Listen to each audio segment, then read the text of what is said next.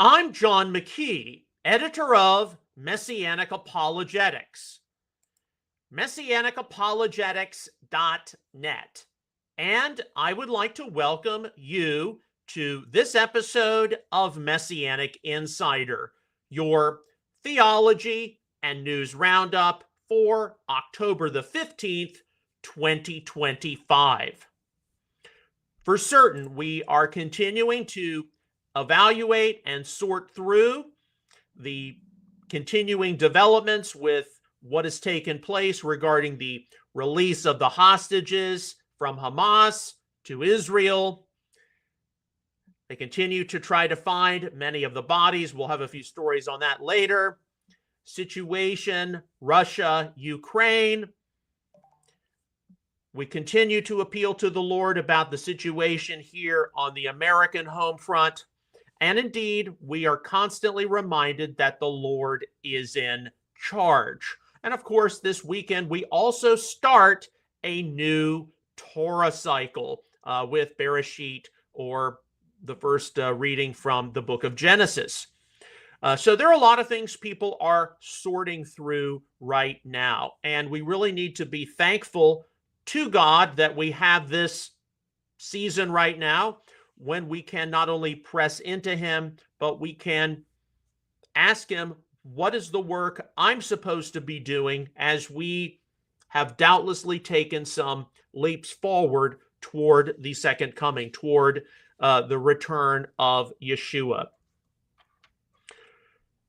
So let's get started on our theology roundup. Some of you all may have seen the description and wondered about it. And wondered why this is something I chose. Well, it actually came from a post on X on the 14th. So this was yesterday morning, from our good friend Smash Baals, who is a Christian nationalist and replacement theology, believes the church is the new Israel, etc. This is something he had to say. Wanting to be married but being perpetually single isn't a gift from God. It's at best a trial and at worst a curse. Now, let's understand some of the background of Smash Baals. He's broadly speaking to a Christian audience here in the United States. The Christian world here in the United States, the Protestant Christian world, can be said to be relatively demographically balanced. And there are indeed many young people in their 20s and into their 30s who are single, who have little to no desire to settle down with an opposite sex partner. They have no intention of getting married. They want to focus more on their careers or making money. Yet at the same time, especially as you look back at the past several decades, there are people who have been prevented from marriage precisely because of different economic challenges they've had. The 2008 financial crisis, among others. Yes, there are many people out there in their sphere of influence, they don't desire marriage. And then, of course, wanting to prevent marriage, but ultimately divorce. My response to this was very simply, no one should marry just to get married. That is a recipe for disaster, because there are a lot of young people in contemporary evangelicalism. They graduate from high school. They're in their early 20s. They feel the pressure to get married. They end up settling for the wrong person. And then several years later, they end up getting divorced. And so I certainly grew up with a lot of people who, that's why they pushed marriage off until their late 20s, mid 30s, late 30s, even early 40s. But the Messianic community is a whole different ballgame, because people involved in the Messianic community are part of a very small group of people. And we are, if we are completely honest with ourselves, we are very much demographically imbalanced. So you can go to a congregation of 150 or less people. There are not a lot of choices for a single man or a single woman. Even when you go to some of the large conference level events, there are not a lot of choices available. And so are you going to settle for the wrong person, or are you just going to, look, if I'm supposed to be single for a long time, I'm going to make the most of it for the kingdom of God. That's something which many people find themselves in. I know that there are various sons and daughters of high-level Messianic Jewish leaders. They're single and they're in their mid to late 30s and early 40s. And even though the Messianic community, you would think, would have a much more understanding approach to this. There are not a lot of choices for people who are committed to the Messianic way, Jewish or non-Jewish. We don't want to see them leave the Messianic movement and go back to church, or worse yet, go to a synagogue where Yeshua is not recognized as Messiah just so they can be married. We need to understand their disposition, and we need to accept them as the equals of those who are married. There are people who have that kind of enlightened approach. That's not everybody. And indeed, our own family, as some of you all have seen over the years, we've had to navigate this issue very, very carefully. While my youngest sister, Maggie, she married at 23. My middle sister, Jane, she didn't get married till 41. And for my own self, and I find this rather interesting because it's all in my biographical description on About the Editor, I'm apparently on the Granddad McKee plan, who didn't marry my grandmother until probably 47, 48. So, and I've kind of known that for a long time. And so we know from our family's experience in the Messianic community that a lot of what we have seen, a lot of what we've gone through, some of the inappropriate comments and criticisms we've endured are important for the future, because in the future, as the end times really do begin to click, and as the two witnesses and 144,000 begin to come on the scene, there are going to be a whole lot more single men and single women in the Messianic community, and we need not eschew them as somehow being incomplete or immature or what have you. So we're going to go through today a frequently asked questions entry from the Messianic Apologetics website. It has been there from the very beginning, certainly as long as we've had Messianic Apologetics. And go to messianicapologetics.net, click on the FAQs tab, and these are all in alphabetical order. Scroll down to the letter C, and there's an entry on celibacy.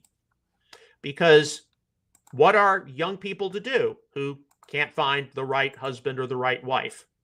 They have to stay single. I mean, that's the only other option they've got. And that's the position of many people within today's Messianic community. It's been my position since I got born again in 1995. And, yes, we moved around a lot, and we've had to take the long way. My parents, Mark and Margaret Huey, often describe it as a spiritual scavenger hunt. We never thought we'd be, mid-40s now and single. We never thought that would happen. But we know that it's part of that scavenger hunt, because down the road in the future, you've got to have somebody, you've got to have people in leadership and positions of influence who can say, look, if you can't find the right man or right woman, it's okay. God still loves you. And unfortunately, there are a lot of people who they haven't necessarily come to that conclusion yet. So, okay. So on the Messianic Apologetics website, click on celibacy, and of course, a PDF file will come up, which we're going to go through today. This is not going to be as long as our teaching yesterday was on the Carmen Christi hymn. So here's the question, and this has been on our website for quite some time. I am very concerned about the wide number of Messianic men and women I see in their 20s and 30s and even 40s who are unmarried. What are they going to do if they are unable to find a spouse? And I do think it's interesting that people who have followed our ministry for years, and then they go to a conference level event like the Messiah Conference and they see us, or we talk about this, and I've had this happen more than a few times. So I guess your wife is at home taking care of your children, taking care of the kids. And I say, no, I'm not married. This happened a number of years ago with a very prominent Messianic Jewish leader, and he was just shocked. It's like, well, yeah, it does happen. If you're committed to the Messianic way and you can't find the right young man or young woman, you got to stay single, right? That's what we see with a lot of these people. And that's a question which is very jarring to a lot of people. Now, I have personal assurance it's going to, I'll be married one day, but as I said, it'll be on the Granddad McKee plan. And the Lord is working on that right now. But like for many, many years, especially with podcasting, with doing streaming and whatnot, I would interview people, members of my family, Mark and Margaret Huey, my parents, my two sisters, my brother-in-law. I'm upfront about, talking about my family's background, pre-Messianic with my late father. You hear all these allusions to people in my extended family. You'd think somebody would pick it up. John McKee is single because he never talks about his wife or his children. And it's in the biography. But some people, they just assume things and they're not aware of that. So this is an issue which I've had to navigate for quite some time. But I would like to keep this issue to the facts. And as I said, the Lord's in the process of, taking care of that matter in my own life right now. Okay, so we've addressed we've mentioned the question, what are they going to do if they are unable to find a spouse? And this concerns many hundreds, if not thousands, of Messianic young men and young women. On the whole, today's Messianic people, with various roots in both Judaism and evangelical Protestantism, do not know what to do with the wide number of young men and women in their 20s, 30s, and 40s who were unmarried, often for legitimate reasons beyond their control. Many, for whatever reason, will either subconsciously or even consciously conflate spiritual maturity and marital status, meaning that the ideal spiritual setting for someone is being married with several children. When a young man or woman approaches his or her late 20s unmarried, then it is often thought that such an individual is probably spiritually deficient and likely also selfish and self-serving. In a relatively small faith community, such as the Messianic movement, we should be able to recognize that with our size being what it is, that it will be difficult for many young men and women to find a suitable spouse, at least for an elongated season. Rather than eschewing such people as being spiritually immature or unfit for service within the kingdom of God, a review of the legitimate and blessed biblical option of celibacy should be in order. When reviewing a selection of theological resources, it is true that many of the Bible examiners of the past half-century have not known what to do with celibate singleness. The short Interpreter's Dictionary of the Bible entry only says, quote, celibacy is unknown in the Bible with the possible exception of Paul, unquote. 1 Corinthians 7:8. The Anchor Bible Dictionary is somewhat better as it has the more neutral, quote, vote of abstention from marriage and sexual relations, unknown unless alluded to in Matthew 19:12, unquote.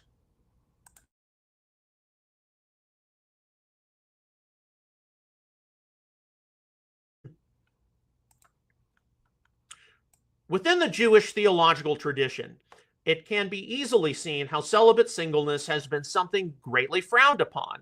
A dictum in the Talmud records, said Rabbi Hanalai, any man who has no wife lives without joy, blessing, goodness. Joy, and you shall rejoice, you and your house, Deuteronomy 14:26. Blessing, to cause a blessing to rest on your house, Ezekiel 44:30. Goodness, it is not good that man should be alone, Genesis 2:18.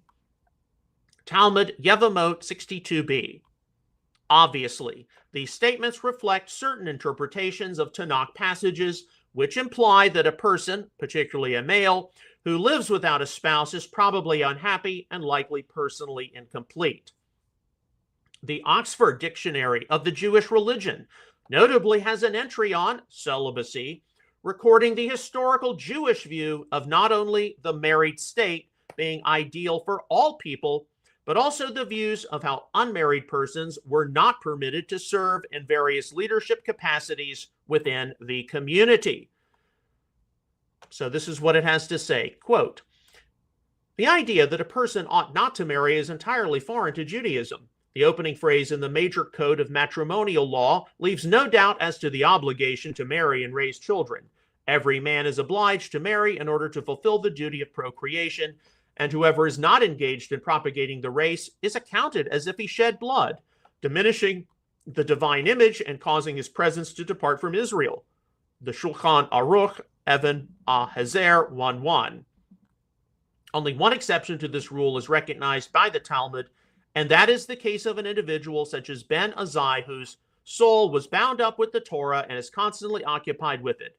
Maimonides' Laws of Marriage 15:3.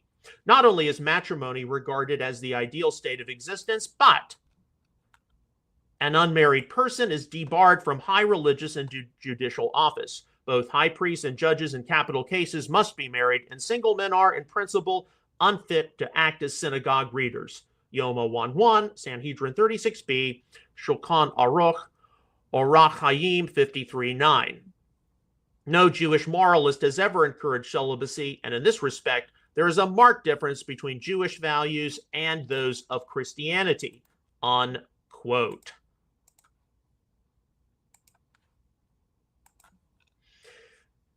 It is safe to say that many of the sentiments recorded above match much of the thinking of a wide number of people within today's broad Messianic movement. Unmarried people are deficient when compared to married people. The Tanakh, or Old Testament, includes a number of examples of those who were celibate their whole lives, such as Nazirite vows taken for life, Judges 13:5, 7, 16, 17. The prophet Jeremiah was specifically called by God to be unmarried and childless, Jeremiah 16:1 and 2. The Jewish philosopher Philo expressed the opinion that upon being made leader of Israel, that Moses did not have sexual relations with his wife in order to be fully committed to service. But in the first place, before assuming that office, it was necessary for him to purify not only his soul, but also his body, so that it should be connected with and defiled by no passion, but should be pure from everything which is of a mortal nature, from all meat and drink, and from all connection with women. And this last thing, indeed, he had despised for a long time, and almost from the first moment that he began to prophesy and to feel a divine inspiration, thinking that it was proper that he should at all times be ready to give his whole attention to the commands of God. Life of Moses 2, 68 and 69. It probably goes too far to suggest that Adam and Eve were celibate only until their expulsion from the Garden of Eden, and that they only had sexual relations to produce children. This is a view stated in the Pseudepigrapha. And Adam named his wife Eve. They had no son until the first Jubilee, but after this he knew her. Jubilees 3, 34, and 35. Christianity has been more favorable than not to heterosexual men and women choosing, or as may be required by life circumstances, to be celibate. Varied views in the emerging Christianity of the 2nd to 4th century CE were quite favorable to celibacy, often as a means for men and women to live a life almost completely dedicated to God's service. Historically, this is manifested in Roman Catholic priests and nuns making vows of celibacy before being consecrated to their respective offices, but also with the idea predominating much Christian thought that sexual intercourse is only intended for procreation and not for the legitimate pleasure of a husband and wife. The Protestant tradition has rightfully made corrections to much of this, as Protestant ministers have indeed been permitted to marry, and sexual intercourse is rightly viewed as involving more than just procreation.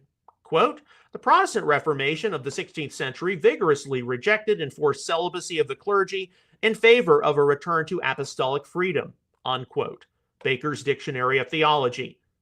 Yet, while appropriate corrections were made by Protestantism to Catholic error, the issue of celibate singleness for individuals at large, and most especially clergy, is one not often approached with a great deal of fairness or maturity, with single people not tending to be treated with full acceptance and equity by their married peers.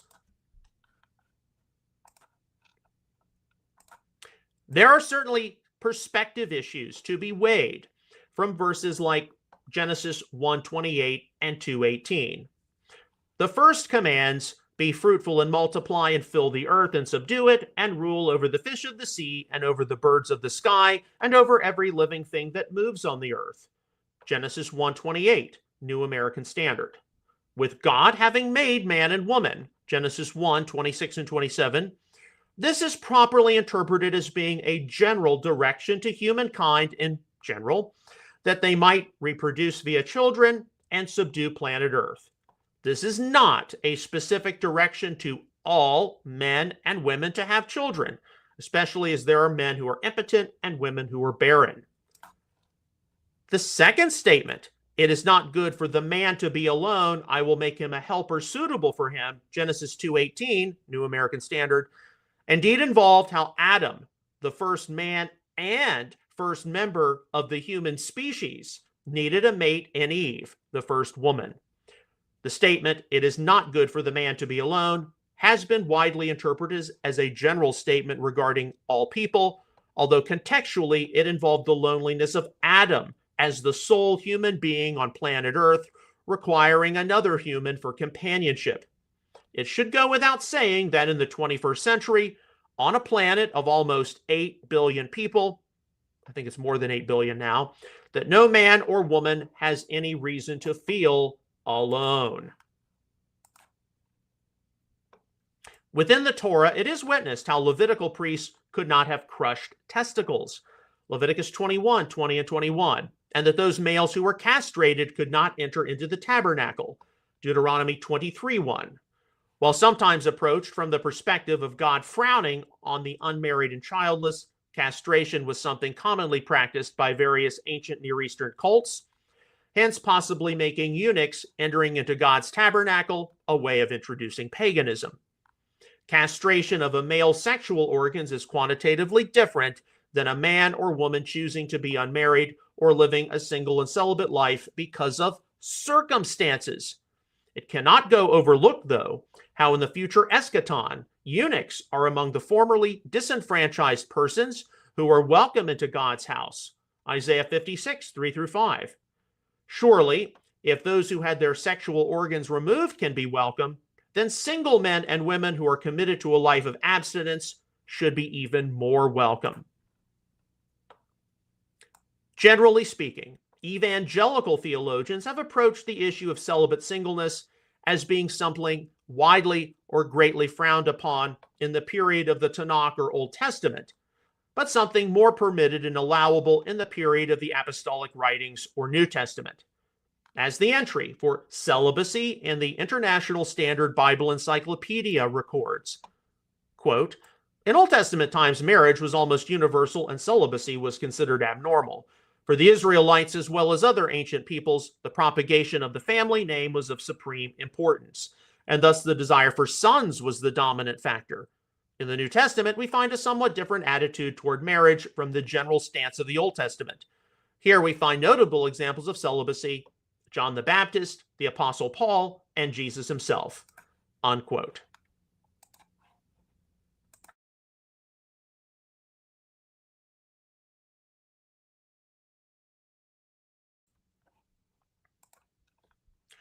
One of the most perplexing words of Yeshua the Messiah, expounding upon all of the possible avenues of what it could mean to be a eunuch, is seen in Matthew 19:12.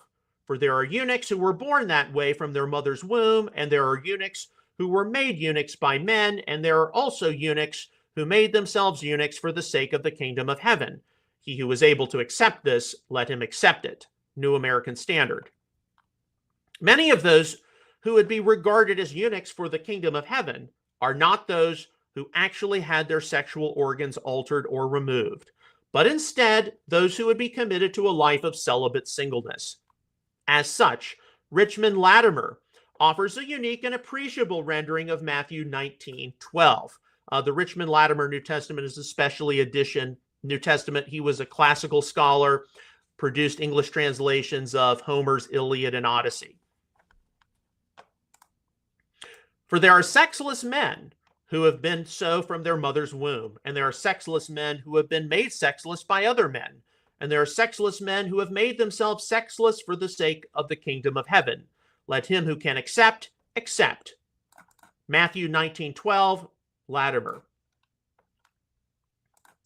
The most significant instruction regarding celibate singleness surrounds the Apostle Paul's words in 1 Corinthians 7, 7 through 9. For sure, a figure like Paul considered heterosexual marriage between one man and one woman to be a God-ordained and God-blessed state, 1 Corinthians 9:5, and hardly some sort of sin, 1 Corinthians 7:28. What would be confronted in 1 Timothy 4:1 through 4 about a prohibition to marry was rooted within an inappropriate asceticism, where eating meat and having sexual relations were connected to a false teaching which advocated that the resurrection had taken place. 2 Timothy 2:18. Contrary to this, the celibacy spoken of by the Apostle Paul per his own ministry was something very different for the sake of the present distress. 1 Corinthians 7:26, New American Standard. An indication that while celibate singleness is a gift, 1 Corinthians 7:7, it is often forced upon men and women because of life circumstances. Yet I would that all people were even as I myself am. However, each has his own gift from God, one in this manner and another in that. But I say to the unmarried and to widows that it is good for them if they abide even as I. But if they do not have self-control, let them marry, for it is better to marry than to burn. 1 Corinthians 7, 7 through 9, author's rendering.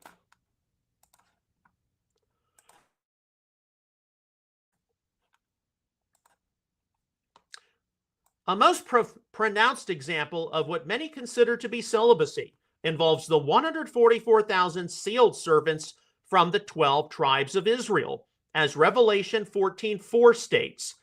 These are the ones who have not been defiled with women, for they have kept themselves chaste. These are the ones who follow the Lamb wherever he goes. These have been purchased from among men as first fruits to God and to the Lamb. New American Standard.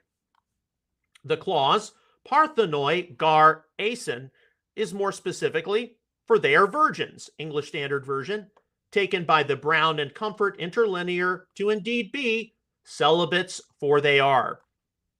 Of course, there is some possible maneuvering regarding the males among the 144,000 and the requirement that they not be defiled with females, as an indication that such individuals never fell prey to sexual sin and defilements, and if married, kept sexuality within the proper context of marriage. The operative statement is being defiled with women as proper sexuality between a man and a woman within the context of marriage is not something defiling per Hebrews 13:4. Marriage is to be held in honor among all, and the marriage bed is to be undefiled. For fornicators and adulterers, God will judge. New American Standard. Still, there is a high probability that the considerable majority of the 144,000 will be celibate and single, a likely consequence of avoiding the perversions present in the years leading up to the Messiah's return.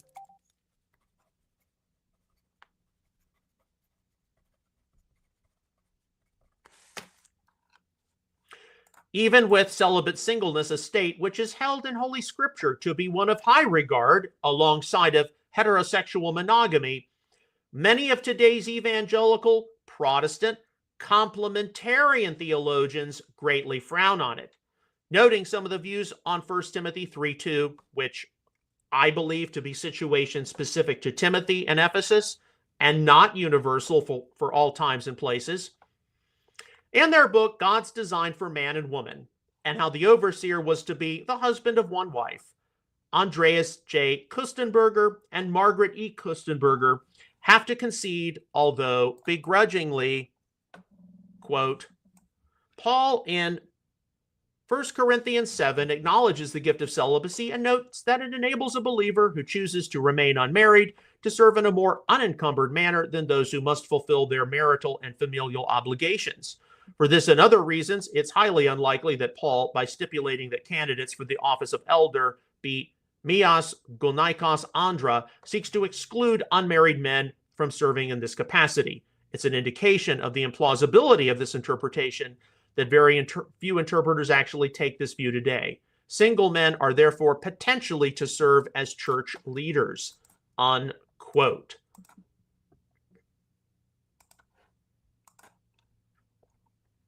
While complementarians are well known for their discrimination, in spite of biblical examples, against women for serving as leaders and teachers within the body of Messiah, and the Kustenbergers concluding that single males could potentially serve in leadership, complementarians tend to likewise be discriminatory, in spite of biblical examples, including Yeshua the Messiah, against single men serving as teachers and leaders in the body of Messiah.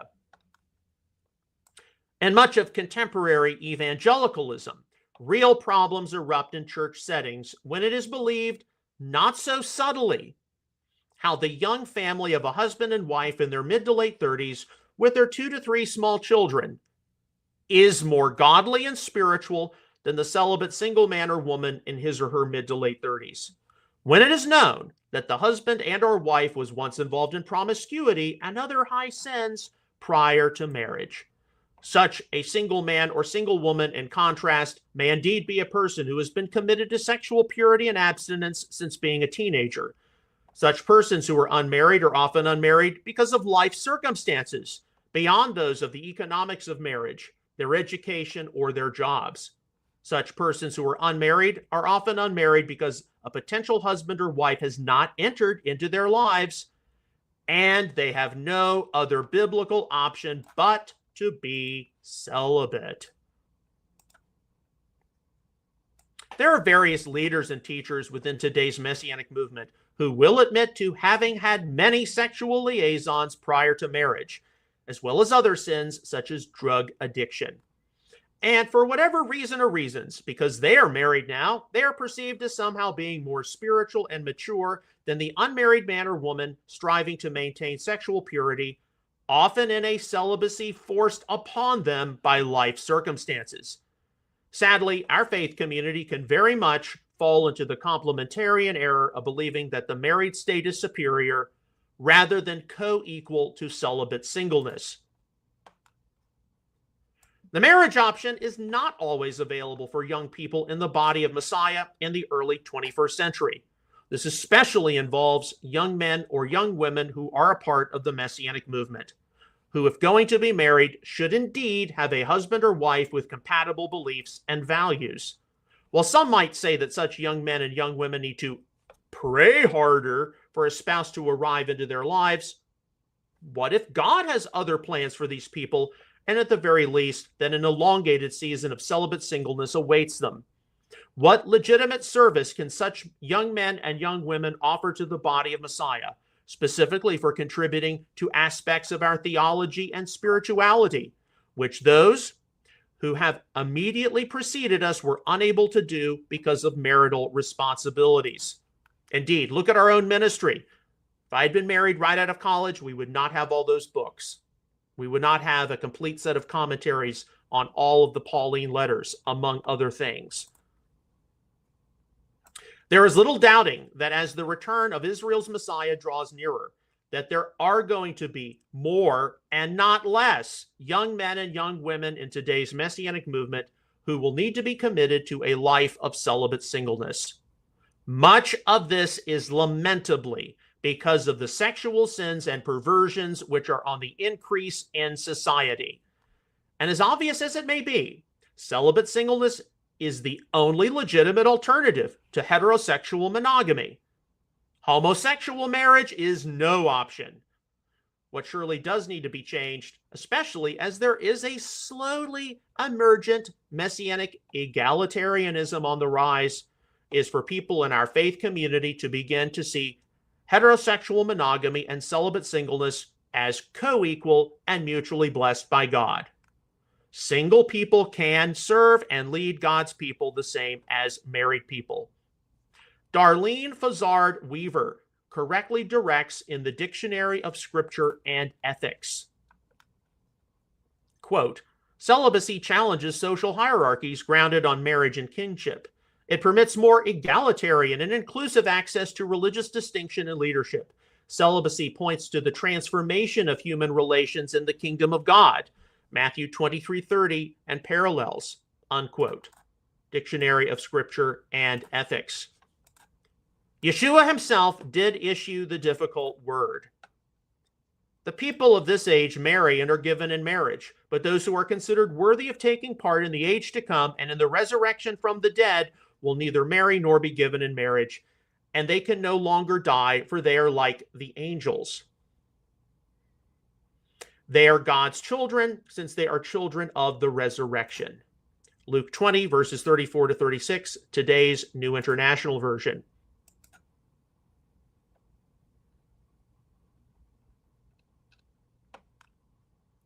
There will be those, as the age to come draws near, who will not marry and be similar to those who participate in the resurrection of the dead.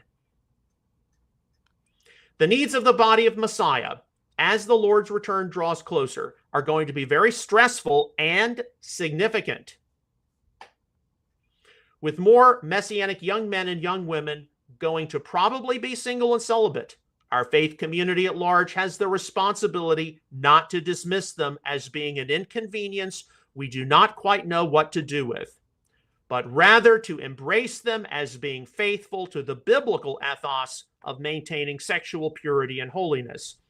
They need to be encouraged to rechannel the energies which others have used to be a spouse and parent into the interests of the kingdom of God and salvation history.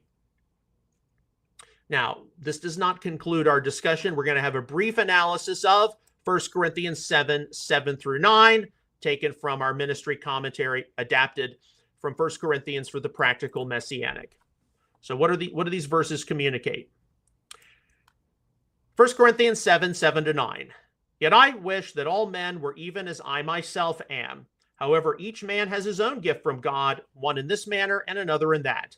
But I say to the unmarried and to widows that it is good for them if they remain even as I. But if they do not have self-control, let them marry, for it is better to marry than to burn with passion. New American Standard.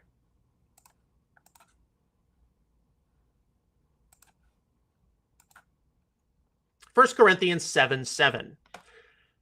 Because of various extremes which have manifested themselves in Roman Catholic history, requiring its clergy to make vows of celibacy, many evangelical Protestants and a huge number of today's Messianic people have not widely appreciated Paul's statement.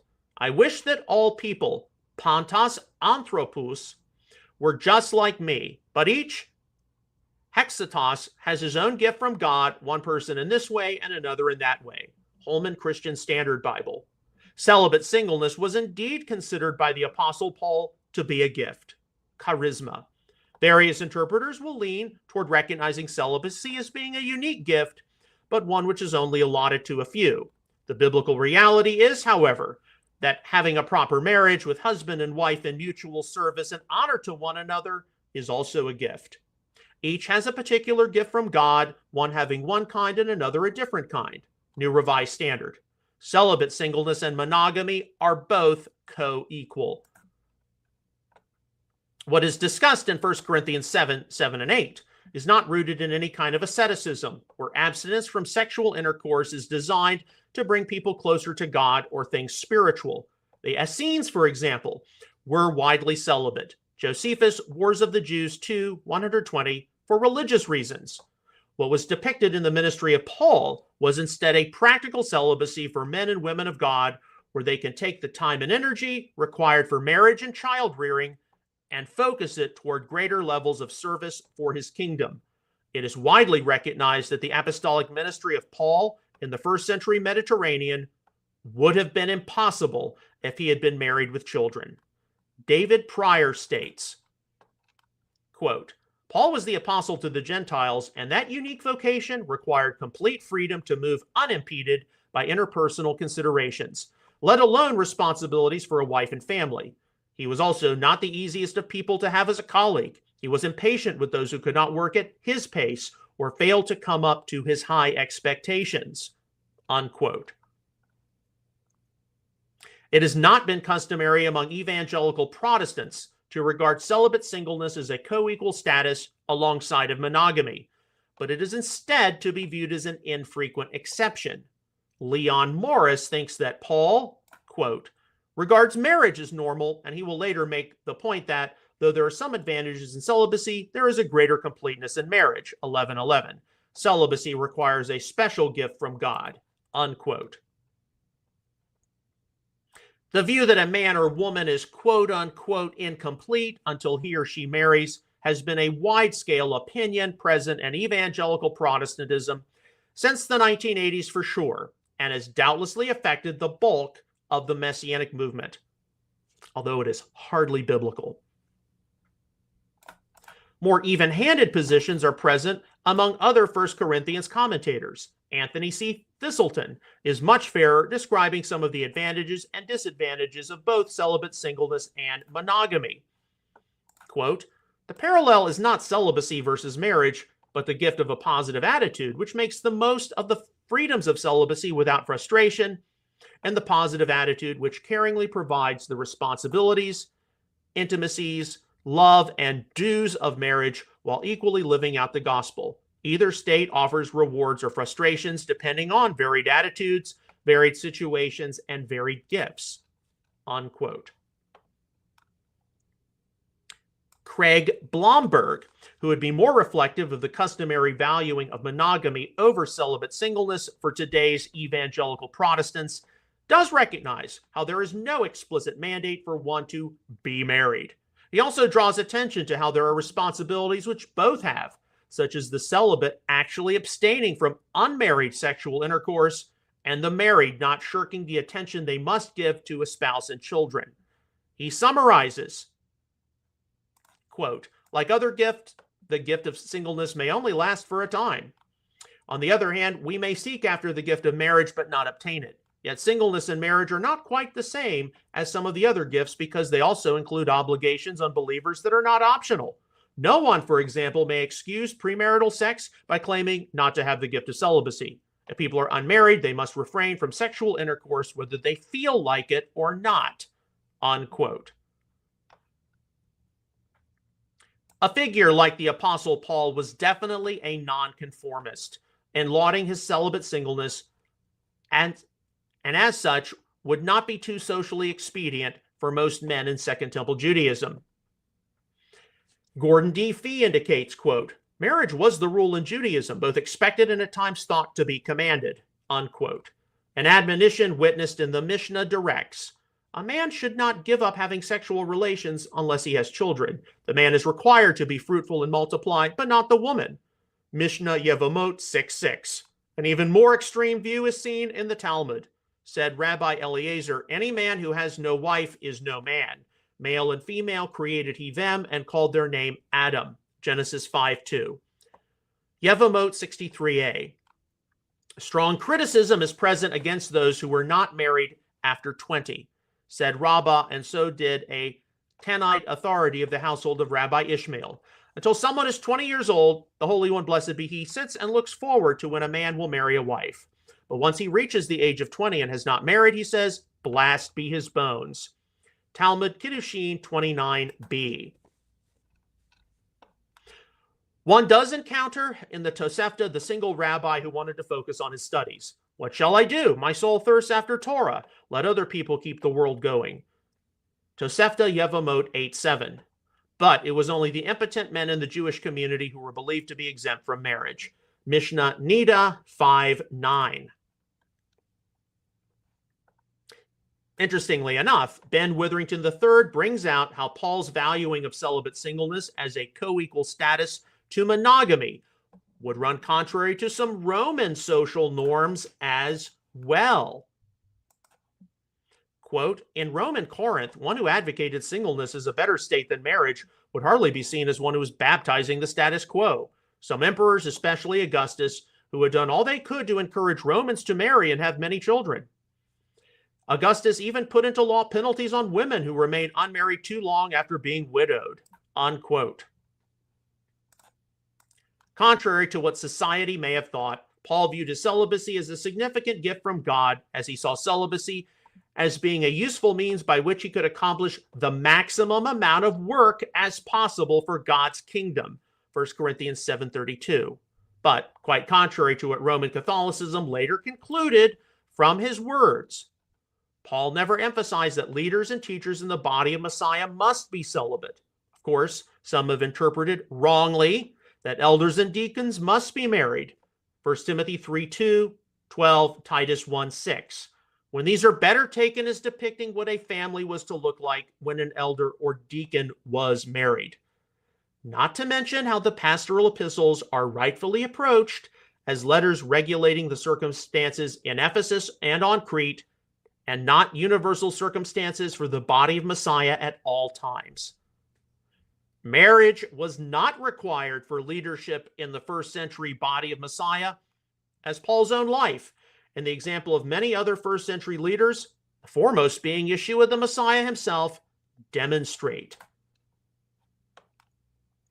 While among contemporary evangelical people today, celibate singleness is viewed as being more the exception than the norm, Paul presented it as something which more people should be quite open to considering. This is not because single people are closer to God than married people, as much as it is a need for an undivided commitment to the interests of God. Yet, as David E. Garland is entirely right to interject, quote, if remaining single is driven by selfish concerns, for example, to use it as a yardstick to measure one's imagined spiritual status or to gain independence from any obligations to a spouse, it no longer can be regarded as a gift, unquote. Paul can be presented as an ideal model for celibate singleness given the congregations he planted throughout the Mediterranean and the body of writing he produced. While contemporary Protestantism has not often valued celibate singleness, commentators like Richard B. Hayes make some points which need to be heard more frequently. Quote, most Protestant churches, historically in reaction against the Catholic imposition of mandatory clerical celibacy, have come to regard the unmarried state as aberrant and unhealthy. This tendency has been reinforced by powerful forces in popular culture that insinuate the idea that human wholeness is possible only through sexual relationships. Paul argues that for many people, it is better to remain unmarried, not because sex is dirty or wrong, but because the single life allows Christians the freedom and flexibility to serve God without distractions, unquote.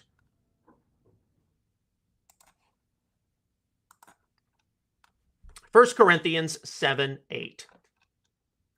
Paul issued the personal directive, but I say to the unmarried and to widows that it is good for them if they abide even as I. The author's rendering.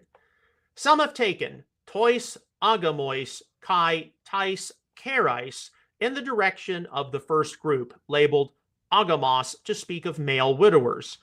Perhaps more important to recognize would be the factors in first century history which would have pressured people to marry or remarry. As Thistleton describes, quote, pressures on both men and women to remarry were imposed by four considerations: issues about acquiring property, the procreation of not less than 3 children, the use of marriage or remarriage to enhance status, and the low life expectancy of women, 20 to 30 years, especially connected with instances of death in childbirth, unquote. The Apostle Paul, having lauded the value of celibate singleness, ran contrary to what would have been expected of many people.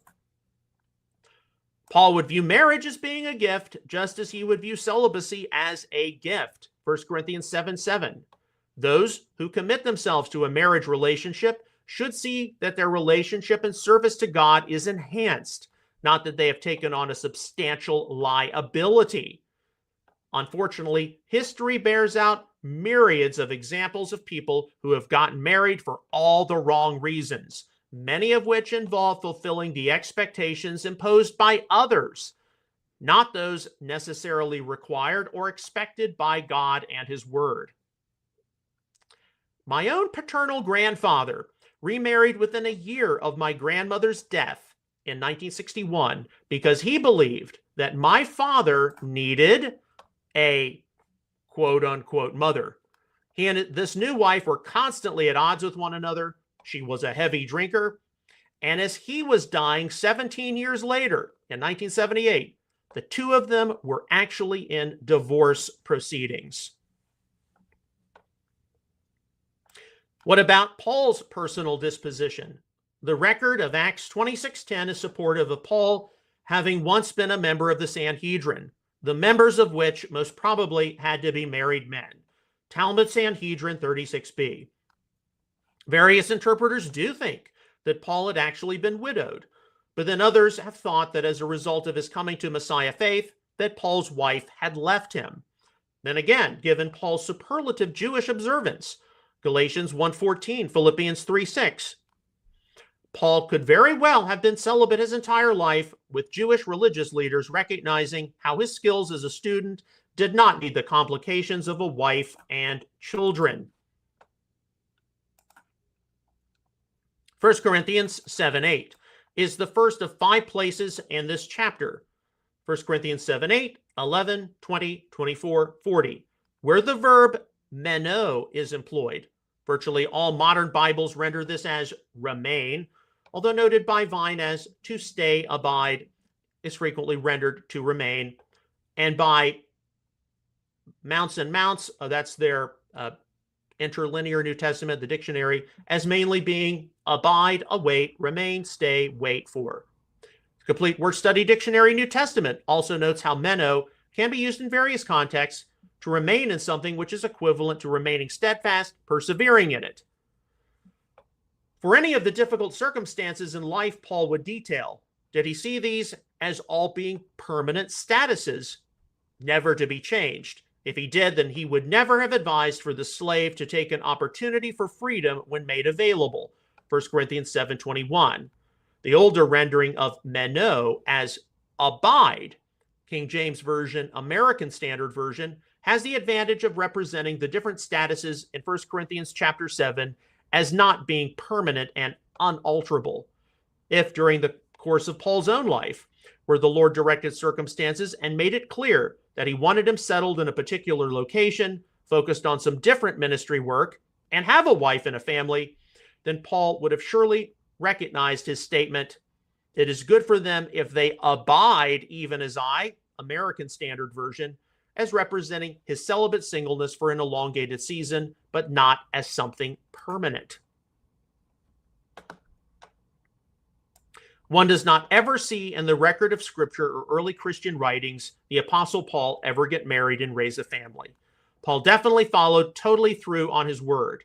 To those who are unmarried or widowed, I say definitely that it is a good thing to remain unattached as I am. Philip's New Testament. And indeed, Yeshua himself directed his disciples, for there are eunuchs who were born that way from their mother's womb, and there are eunuchs who were made eunuchs by men, and there are also eunuchs who made themselves eunuchs for the sake of the kingdom of heaven. He who is able to accept this, let him accept it. Matthew 19:12, New American Standard.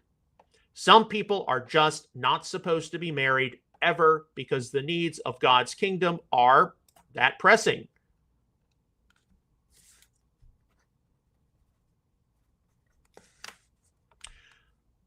Paul would later acknowledge how there were other apostles like Peter who were married and even brought along their wives. He raised the rhetorical point. Do we not have a right to take along a believing wife, even as the rest of the apostles and the brothers of the Lord in Cephas? 1 Corinthians 9:5, New American Standard. The sterner reality is that marriage is not a right or an entitlement for God's people, but is instead a luxury and a privilege. Not everyone gets a husband or wife or children. Paul's word about properly abiding in a state of celibate singleness should be appreciated by many of today's sincere believers, because in the 21st century, there are many reasons for people to not be considering marriage. The foremost of these reasons would be the high divorce rate in the so-called Christian West, as over half of today's marriages do not often succeed.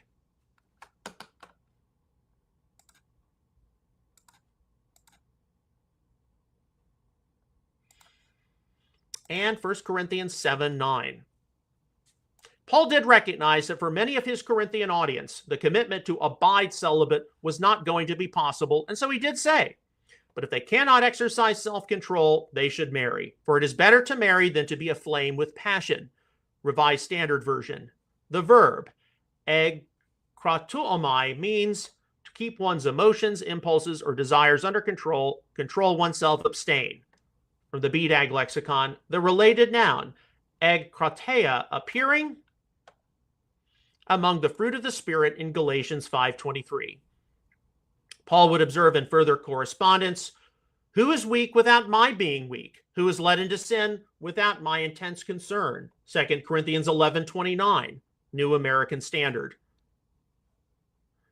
1 Corinthians 7:9 is commonly approached from the perspective of the young person who cannot control his or her, although more frequently his, sexual urges and needs to be married so that sexual temptation does not lead to promiscuity. Fee offers a different vantage point, stating, quote, Paul is not so much offering marriage as the remedy for the sexual desire of inflamed youth, which is the most common way of viewing the text, but as the proper alternative for those who are already consumed by that desire and are sinning, unquote. Pryor is more reflective of the frequent evangelical Protestant approach. Quote, he is arguing like this. The best situation, his own, is that of the unmarried person who is under no pressure to marry. The next best is the person who must physically express his sexuality and does so within marriage.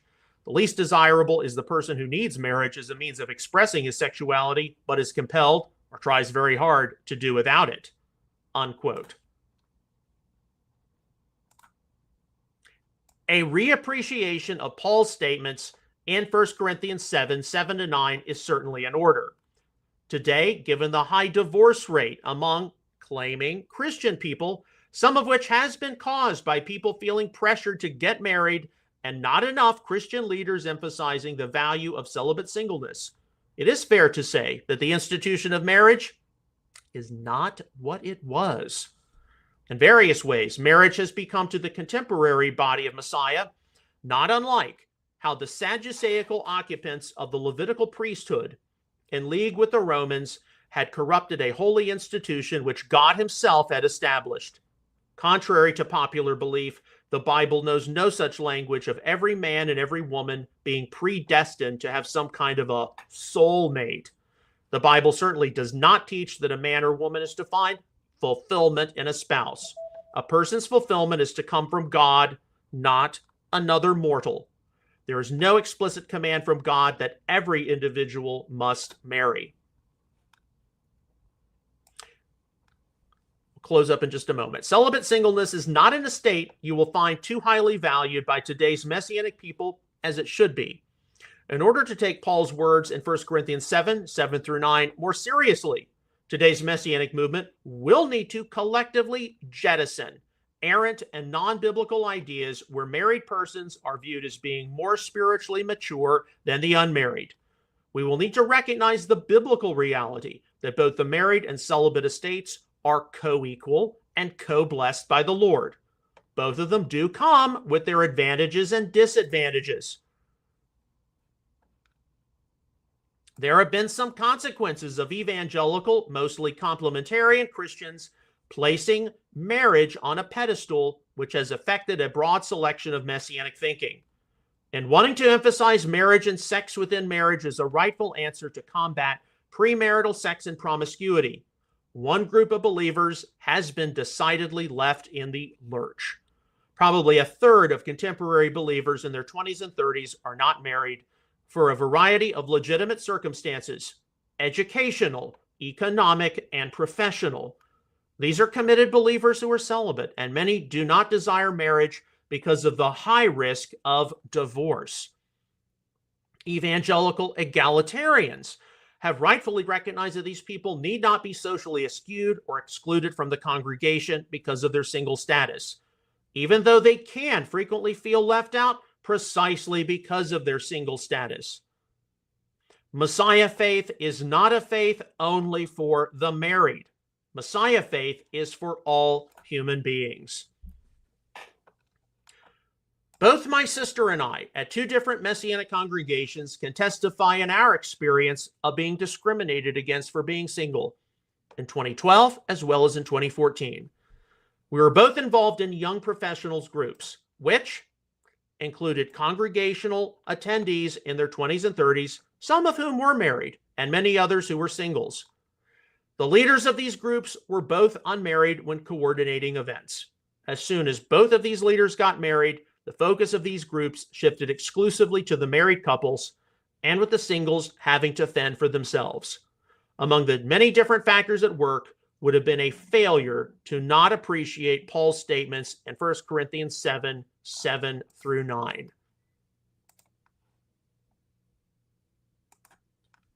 And as I can personally attest to you, this will not be the last time we have to discuss this issue, because as I have said, as we enter into the future, and if we believe that we are getting closer and closer to the end times, and there are a lot of people who believe that, especially based on what they are seeing right now today in the Middle East, there are going to be more single men and women in today's Messianic community and not less.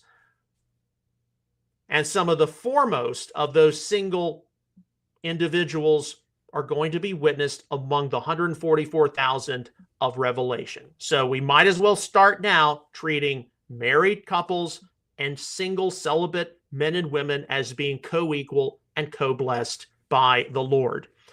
Are there leaders, teachers, rabbis in today's Messianic community who have the willpower to do that? Absolutely. And I know some of them. But our family has also been involved in the Messianic community for 30 years. We know the limitations and the prejudices of many of the people at large. And many are simply lacking the willpower to take a word like 1 Corinthians 7 through 9 at all seriously. All right, so that concludes our theology roundup. Let's move on to the news. Before we get into the news, we always do the news roundup after the theology roundup because, of course, the news is something which is time sensitive and it changes from day to day. Number one, we continue to pray for peace in the Middle East, for things to die down, for the dust to settle, especially as we sort through this Trump peace agreement. We know that the living hostages have been returned by Hamas to Israel, but there is a question about the deceased hostages. Number two, we pray for peace, Russia and Ukraine, and this situation does not exacerbate. As well as number three, we pray for reason and sanity to prevail here on the American home front. Now, all of the links I'm about to go through, these are things which I have encountered passively on social media. You'll be able to access them later today when this episode is archived at messianicapologetics.net, so you can go read the articles, watch the different clips, etc. All right, our first story comes straight from the White House on X. Phase 2 begins right now. This is from yesterday, where the President Trump, all 20 hostages are back and feeling as good as can be expected. A big burden has been lifted, but the job is not done. The dead have not been returned as promised. Phase 2 begins right now, President DJT. So there are going to be ongoing questions involving the return of the deceased hostages. And of course, along with that, what has happened to the deceased hostages? Where have they been placed? Where have they been buried? Do the people who buried them know where they buried them? Or are they themselves deceased? These are a lot of the factors which play into this. Okay, this is from Visegrad 24, yesterday, October the 14th, 1:42 p.m., 24-second clip. Trump said that if Hamas do not agree to voluntary disarmament, they will be disarmed by the United States. They know I am not playing games, Trump added. So while there are a lot of people out there who are certainly stirred by what took place this past week, Trump going to Jerusalem, then Trump later going to Egypt, all those world leaders signing that agreement, we still have to see the dust settle. We still have to see a lot of this implemented and what Hamas is going to do or not do. Okay, so along with a lot of the speculation associated with the Trump peace plan from End Time Headlines, this is from yesterday. They talk about what they were discussing in their podcast, the recent Middle East peace deal brokered by Donald Trump and Jared Kushner, and how the date it was established was a significant date in Jewish history. We also reveal how Trump was ordained and chosen for this time in history to help usher in the time of the end by laying the groundwork for the future Antichrist of prophecy. Okay, now there are people who are already coming to the conclusion that what took place in Sharm el-Sheikh, Egypt, was the Daniel 9:27 covenant with many. And doubtlessly, we got to be paying attention to that.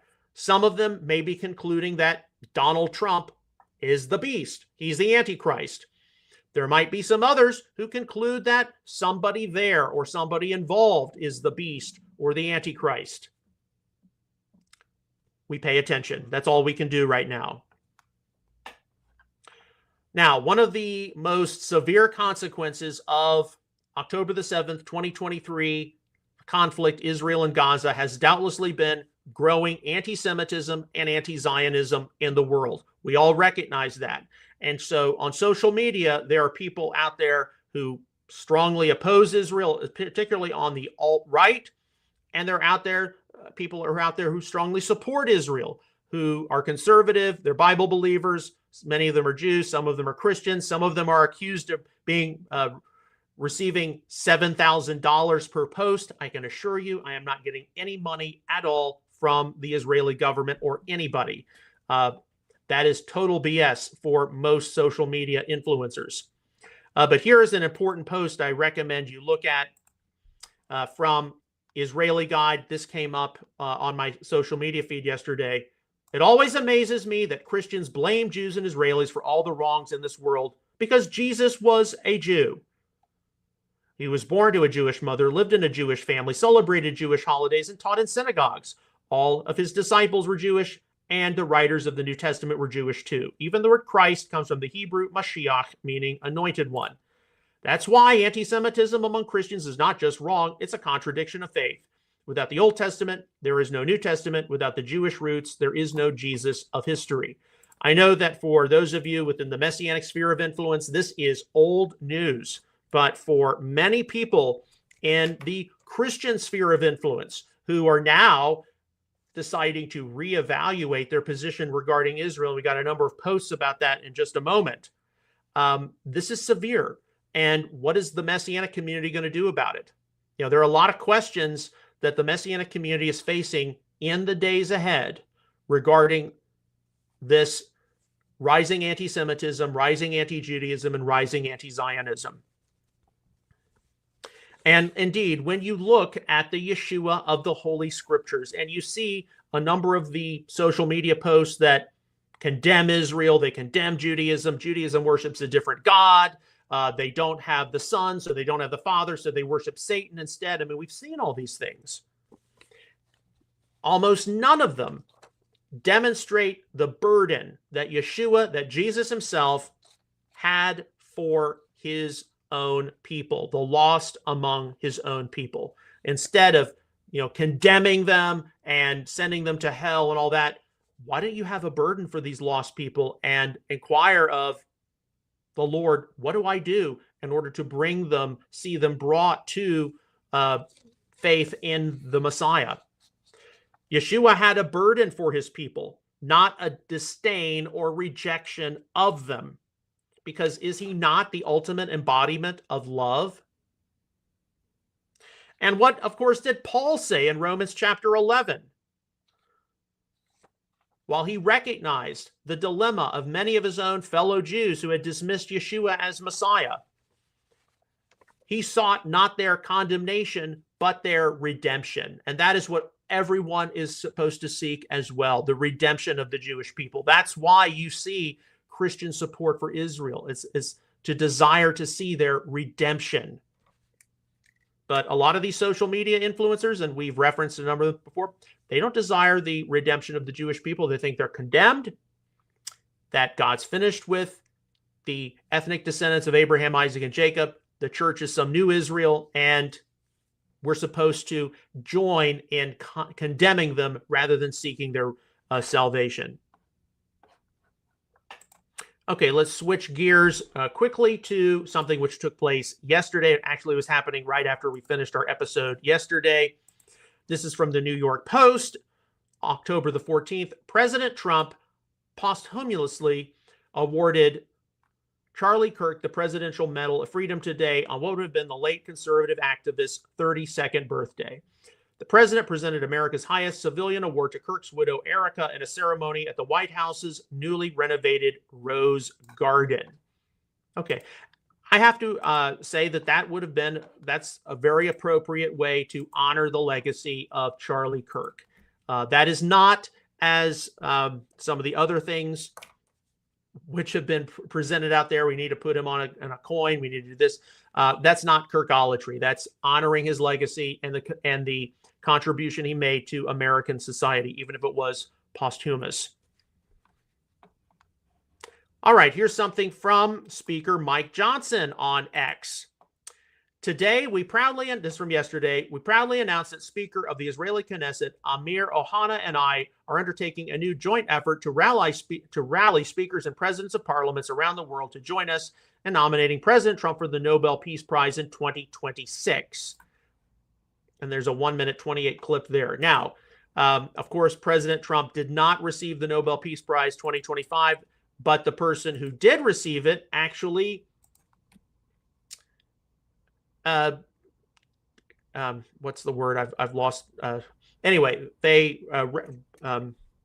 honored President Trump in receiving it. And certainly, if President Trump is going to be nominated for 2026 by a number of people, the question which is out there, she dedicated it to President Trump. That's what I'm trying to think through. If President Trump's going to be nominated by different House speakers, presidents of parliaments, as Speaker Johnson said, what's going to take place throughout 2026 or from between now and the 2026 award regarding world peace, which we may not have seen from President Trump? That's the question which is out there, because after all, we still have a situation, Russia, Ukraine, what's going to happen there? The pressure is building with that. What's actually going to happen in Venezuela, where the 2025 recipient was from? There are a lot of these other world situations out there. So we wait and see, of course. Okay, speaking of growing anti-Judaism on the internet, here's a post from The Rift where it says that Judeo-Christian is an oxymoron.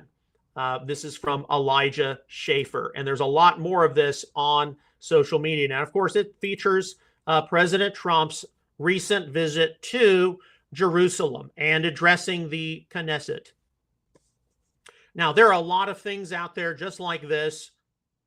The Rift has been known to post them. Of course, you see a lot of them from Candace Owens, Tucker Carlson, figures like Steven Anderson, Bruce Mejia, and others. And there are going to be many, many more. But you look through something like this, and those of us in the Messianic community, I think right now we're just in a period of collecting information. We're trying to see what the arguments are. We're trying to discern how does the Lord want us to proceed forward. But at least in that clip, you see a selective quotation from the Talmud where Jesus is burning in excrement. Did the producers of that clip ever go through any formal religious studies training? Do they know how broad and diverse and sometimes internally contradictory the Talmud is? Probably not. Talmud says a lot of things about a lot of different subjects, just like the writings of the church fathers say a lot of different things about a lot of different subjects, many of which are contradictory.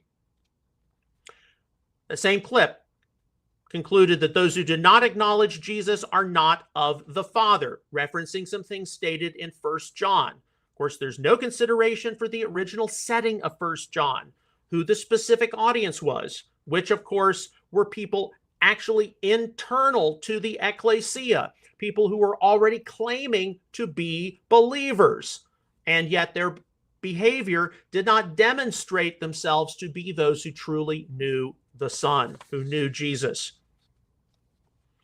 Throughout the writings of the apostles, we see that Jews who do not recognize Yeshua are still considered to have a philonic relationship to those who know Yeshua.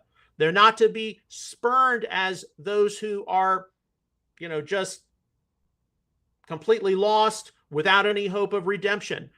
There is some kind of a relationship. It's philonic.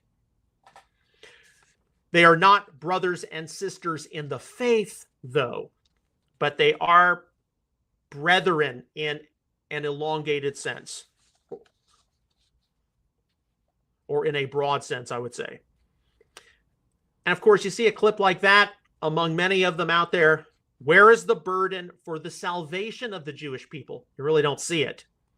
And what if some of the damning remarks made by ancient Christians to actually turn Jews away from considering Jesus, Yeshua, as the Messiah? We don't really hear a lot of that, do we? Especially as, and consider this, one of the first works of Martin Luther was indeed that Jesus Christ was born a Jew. Now, Martin Luther has, of course, a complicated religious history. Even those from the Wesleyan background I've got recognize that. But yeah, people in biblical studies recognize Jesus as a Jew. But a lot of these kinds of social media posts out there, they're not produced by anyone who has gone through any kind of formal religious studies. They're not considering context, audience, date. They're not considering any of those things, but they do gin up and stir a lot of people. And right now, what are we going to do about it as the Messianic community? Obviously, ignoring it is not a good thing. Okay, back to what took place recently. So this is from yesterday, commenting on the events of the previous day. So it is a little dated, but it's important to keep in mind. 48-second clip. Treasury Secretary Bessent on Gaza agreement. Listen to this. Yesterday, I believe, was the greatest day thus far this century, said Bessent, praising Trump's efforts. But there were people out there with that venom and vile behavior. It's almost like we're in a contest for America, and Charlie Kirk was determined that good was going to win. Okay, so whether you like Scott Bessent or not, this is the line of interest. Yesterday, of course, that's speaking of Monday now, I believe was the greatest day thus far this century. Speaking of the president going to Jerusalem and then most especially going to Egypt.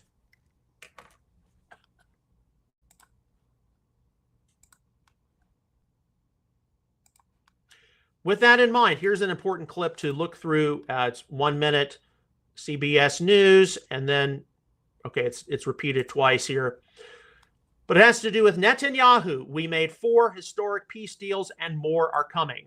Where he said, I made peace with 4 Arab states with President Trump when everyone said it's not going to happen. They said Netanyahu doesn't want peace.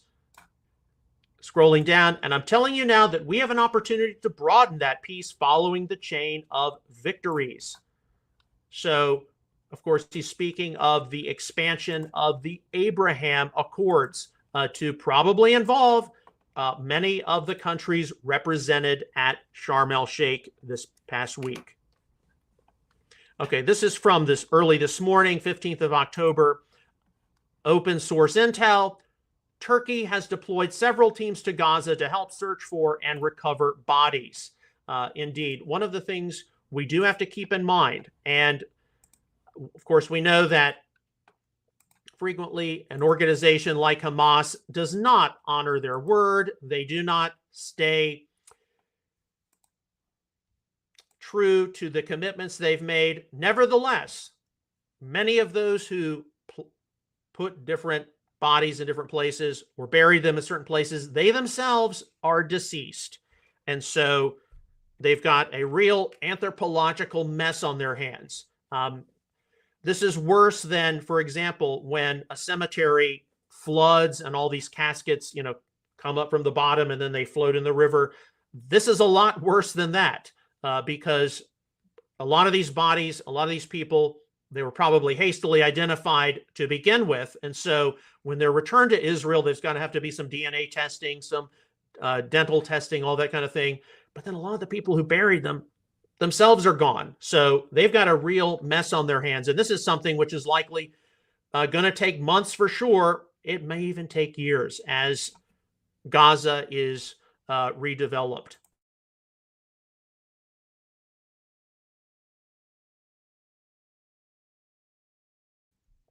Okay, our next story. This is also from open source intel.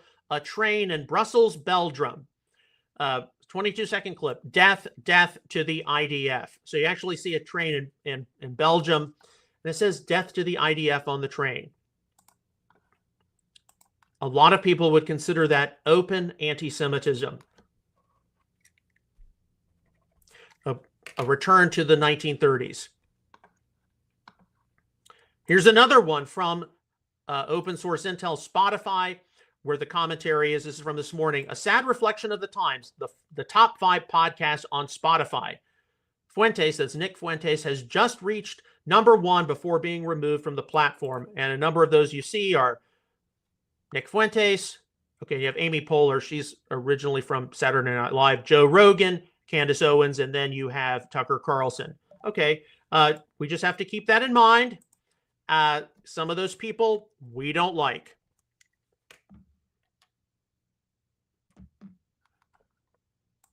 And all of them, of course, they talk about the influence of Israel and the Jews on America and the West, but you haven't really heard a lot of them talk about Trump's plan for peace in the Middle East and the cessation of the conflict. Okay, let's switch over to Russia, Ukraine. This is from Visegrad 24. Poland's foreign minister brings down Shahed drone to London, urges Europe to prepare for deep strikes on Russia. This is from 5:16 a.m. today.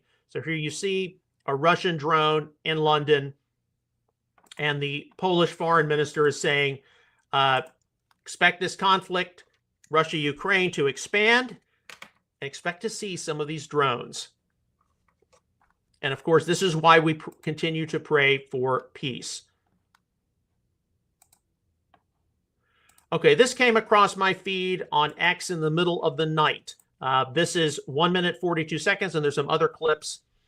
But here, the commentary is, and this is from somebody, pro-Palestinian. Finally, the day is here to watch Christians question everything they've been taught about Israel. Okay, so this is something today's Messianic people need to take a special note of.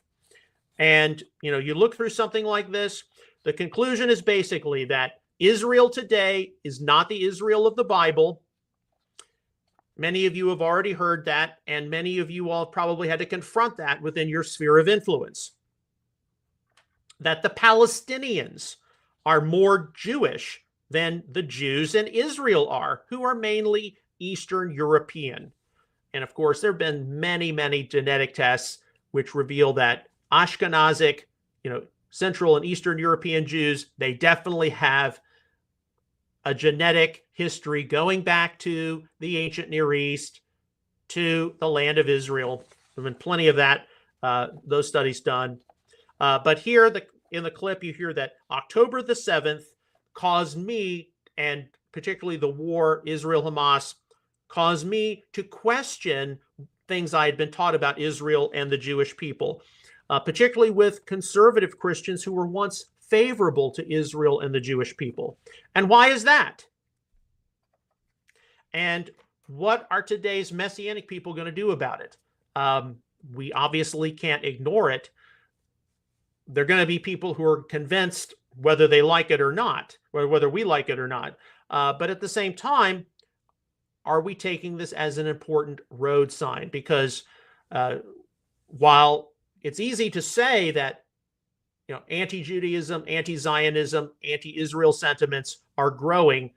We've got, direct evidence from some of those clips. And I don't think we're going to see some of the things which have grown get crawled back. I hope we do, but I'm not optimistic.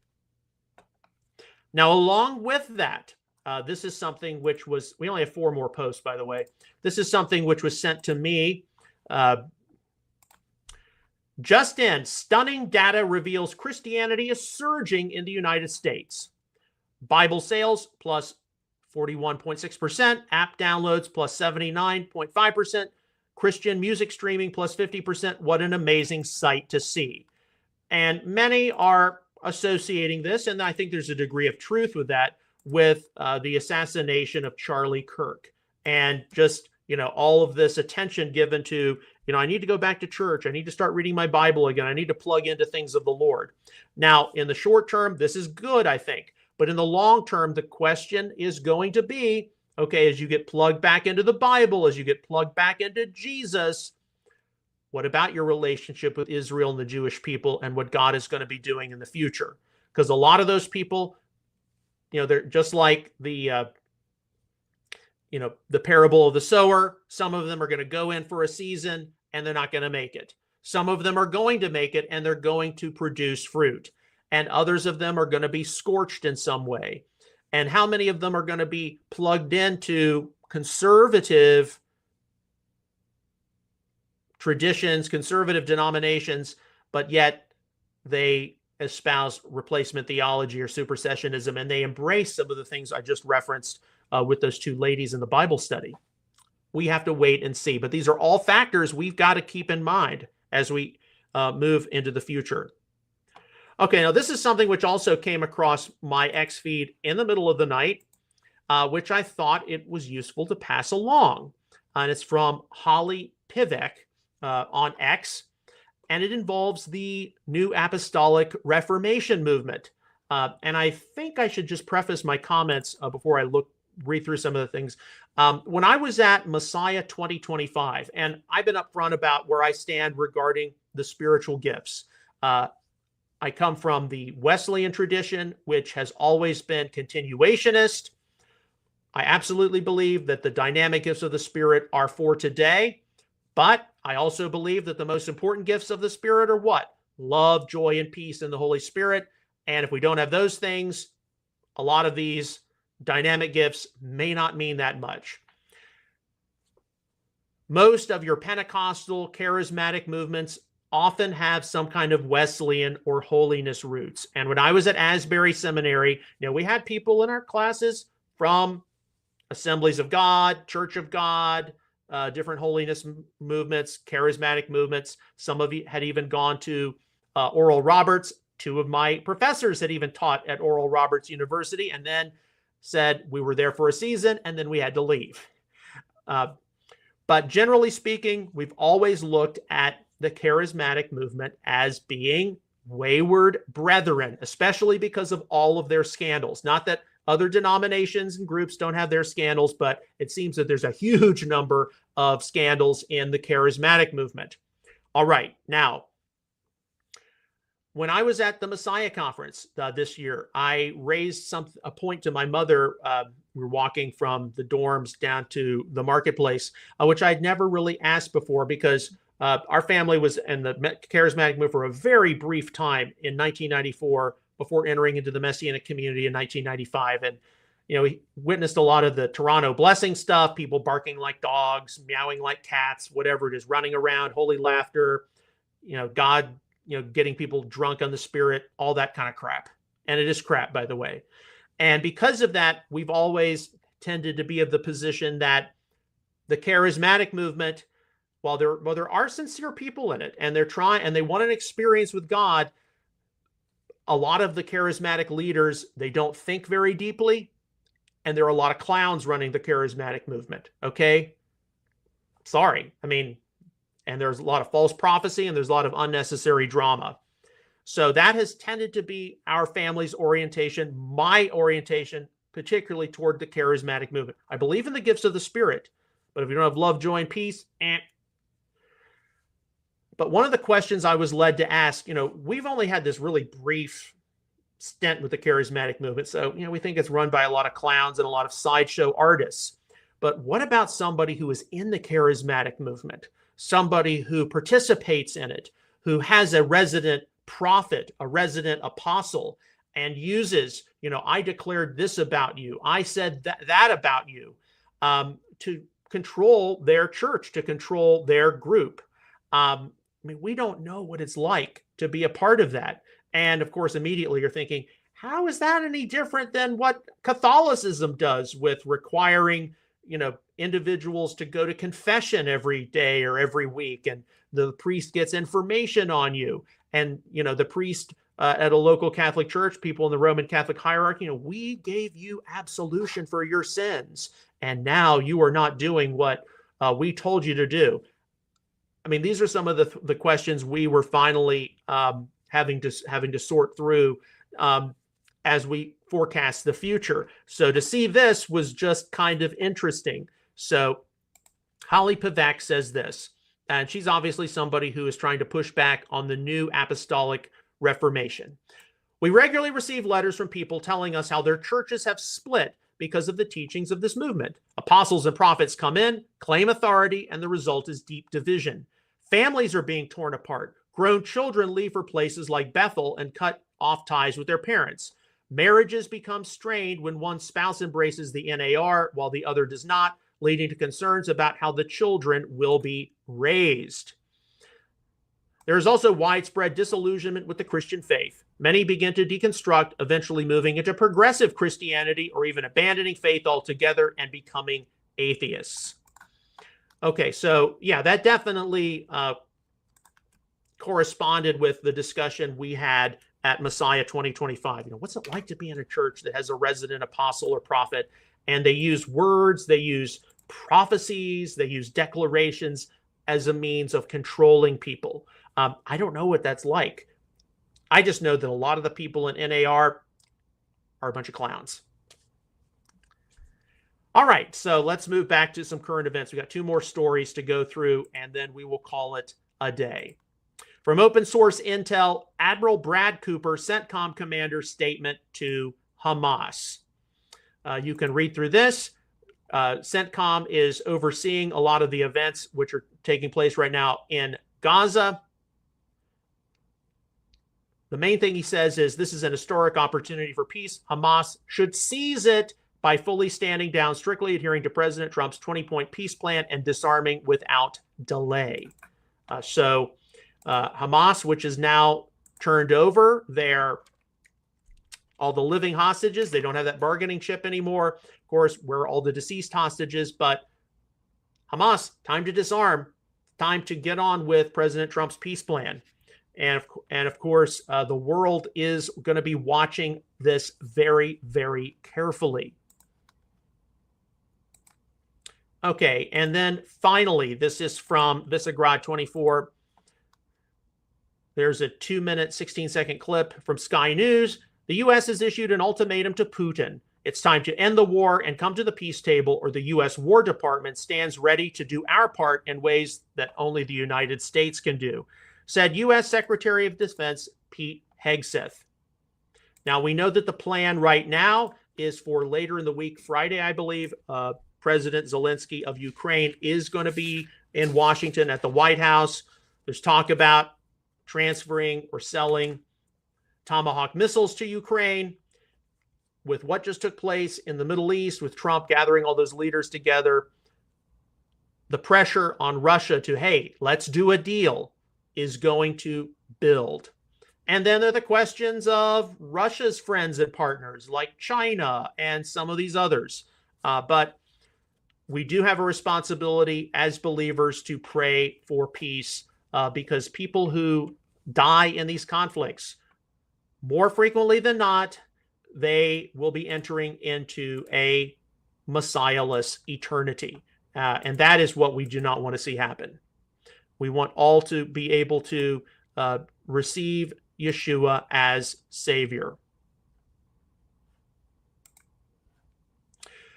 All right, so that concludes our news roundup for today. And tomorrow, I haven't decided what we're going to address yet, but we're probably going to address, we're going to have a shorter theology roundup. At least I will try to make it shorter. As always, on behalf of Outreach Israel Ministries and Messianic Apologetics, I would like to sincerely thank you for your ongoing prayers, encouragement, and support for all of our ministry efforts. If you have not already, please do visit my website, messianicapologetics.net. There you can access a wide number of free articles, frequently asked questions entries, some back issues of Outreach Israel News. You can look up some back episodes of Messianic Insider, McKee Moment Shorts, and take a look at our adventures in ministry from over the years. We'll see you again tomorrow with another episode of Messianic Insider. Until then, may God bless you, shalom, and take care.